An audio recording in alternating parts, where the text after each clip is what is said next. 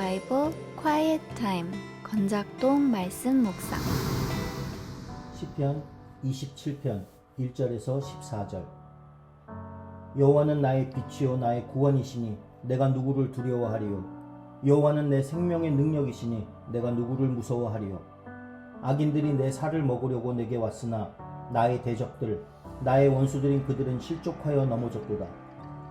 군대가 나를 대적하여 진칠지라도 내 마음이 두렵지 아니하며 전쟁에 일어나 나를 치려 할지라도 나는 여전히 태연하리로다.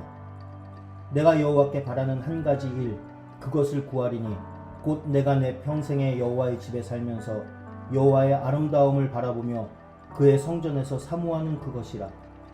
여호와께서 환난 날에 나를 그의 초막 속에 비밀히 지키시고 그의 자막 은밀한 곳에 나를 숨기시며 높은 바위 위에 두시리로다. 이제 내 머리가 나를 둘러싼 내 원수 위에 들리리니 내가 그의 장막에서 즐거운 제사를 드리겠고 노래하며 여호와를 찬송하리로다. 여호와여, 내가 소리내어 부르짖을 때에 들으시고 또한 나를 긍휼히 여기사 응답하소서. 너희는 내 얼굴을 찾으라 하실 때에 내가 마음으로 주께 말하되 여호와여, 내가 주의 얼굴을 찾으리이다 하였나이다. 주의 얼굴을 내게서 숨기지 마시고 주의 종을 노하여 버리지 마소서. 주는 나의 도움이 되셨나이다. 나의 구원의 하나님이시여, 나를 버리지 마시고 떠나지 마소서. 내 부모는 나를 버렸으나 여호와는 나를 영접하시리이다. 여호와여, 주의 도를 내게 가르치시고 내 원수를 생각하셔서 평탄한 길로 나를 인도하소서. 내 생명을 내 대적에게 맡기지 마소서. 위증자와 악을 토하는 자가 일어나 나를 치려 함이니이다. 내가 산자들의 땅에서 여호와의 선하심을 보게 될 줄 확실히 믿었도다. 너는 여호와를 기다릴지어다. 강하고 담대하며 여호와를 기다릴지어다. 안녕하세요. 윤용 목사입니다. 10월 17일 토요일 묵상을 나누겠습니다. 오늘 본문은 시편 27편입니다. 제가 정한 제목은 소원이 사람을 규정한다 입니다. 여러분의 소원은 무엇인가요? 마음에 무엇을 간절히 바라시나요? 이 질문에 여러분이 개인적으로 한번 답을 해보시기 바랍니다. 마음의 소원이 그 사람의 존재를 규정한다고 저는 생각하기 때문에 이 질문을 드려보았습니다. 나라의 독립을 간절히 소원한 사람은 독립군입니다. 가족들이 무사히 잘 살기를 간절히 소원하는 사람은 가장입니다. 학생들이 잘 배워서 훌륭한 사회인으로 성장하기를 소원하는 사람은 선생님입니다. 스포츠에서 세계 최고가 되기를 소원하는 사람은 스포츠맨이라고 볼 수가 있을 것 같습니다. 그런데 자본주의는 사람을 참 이상한 존재로 만들어가는 것 같습니다. 정치가도 돈을 소원하고 선생님도 돈을 갈망하고 가장도 돈을 소원하고 스포츠맨도 돈을 위해서 스포츠를 합니다. 자본주의 사회에는 소원의 통일이 일어나고 있는 것 같습니다. 모든 사람이 돈을 소원하는 것이죠. 무서운 일입니다. 그런데 더 무서운 것은 그리스도인도 예외가 아닌 것처럼 보인다는 사실입니다. 돈을, 집을, 차를, 땅을 갈망하고 소원하는 그리스도인? 이렇게 말한다면 이것은 용어 자체가 맞지 않습니다.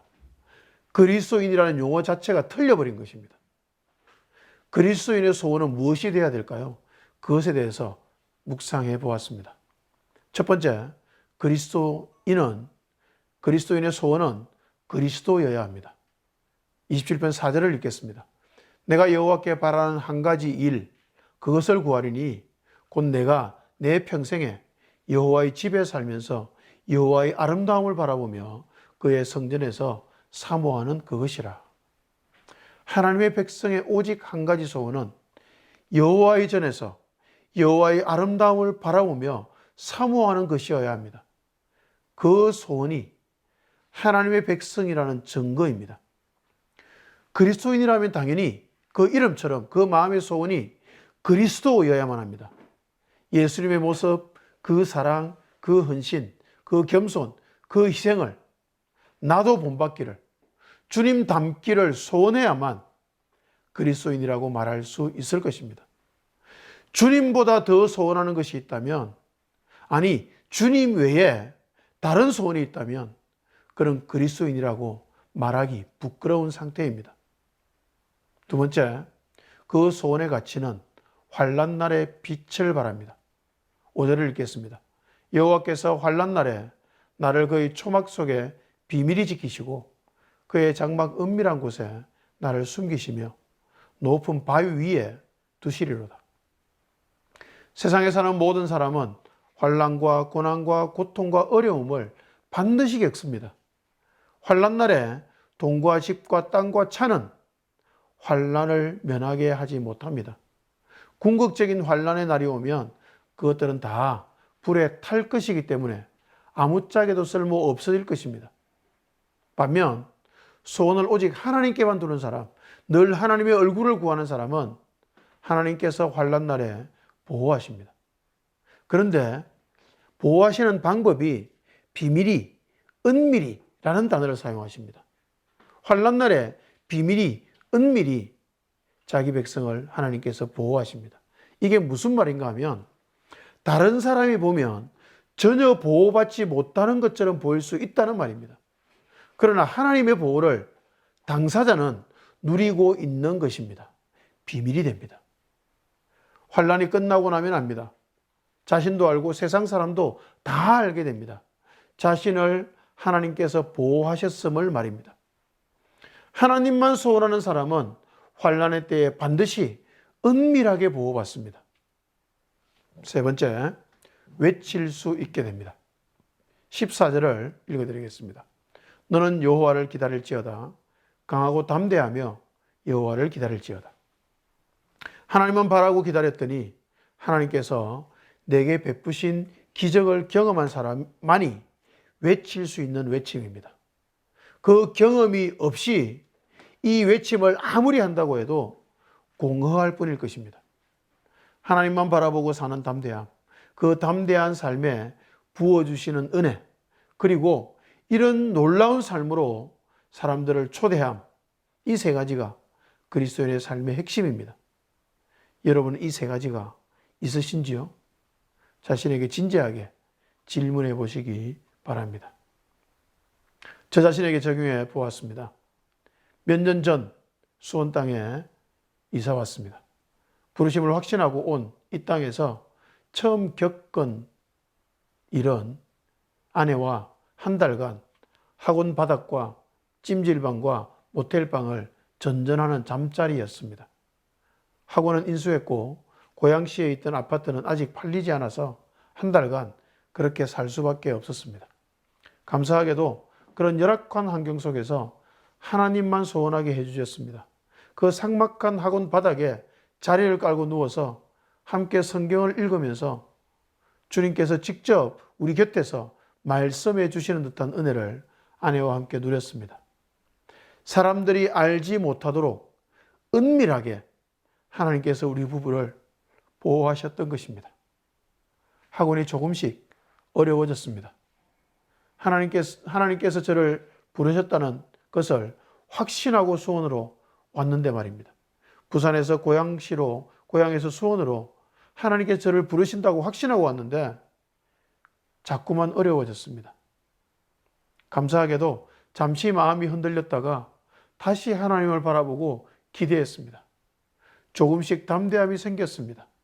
삶이 그리고 환경이 쉽든 어렵든 하나님만 소원하는 마음이 조금씩 더 깊이 생겼습니다. 이제는 돈과 집과 땅과 차가 제 삶을 행복하게 하는 것이 아님을, 어쩌면 그런 것들 때문에 삶이 더 불행해질 수도 있는 것임을 깨닫고 배워가는 그런 과정이라는 사실을 이제는 압니다. 지금 생각하면 그 시간들은 은밀하게 하나님께서 우리 부부를 보호하고 계심을 온 시간으로 느꼈던 너무나 소중한 시간들이었습니다. 유연주일 학교 때 불렀던 찬양이 생각납니다. 나의 한 가지 소원이라는 찬양이었습니다. 제가 찬양을 불러드리면 좋겠지만 그냥 가사만 읽어드리겠습니다. 나의 한 가지 소원, 예수님을 닮고 싶어요. 키와 몸과 사랑이, 우정과 지혜와 믿음이 매일매일 자라서 예수님을 닮고 싶어요. 주님 말씀 안에서 자라고 싶어요. 이 어릴 때 불렀던 찬양의 가사가 제 마음을 왜 이렇게 깊이 감동시키는지 모르겠습니다. 이 노래가 저와 여러분의, 우리 모두의 간절한 소원이 되시기를 주님 이름으로 축복합니다. 아멘. 감사합니다.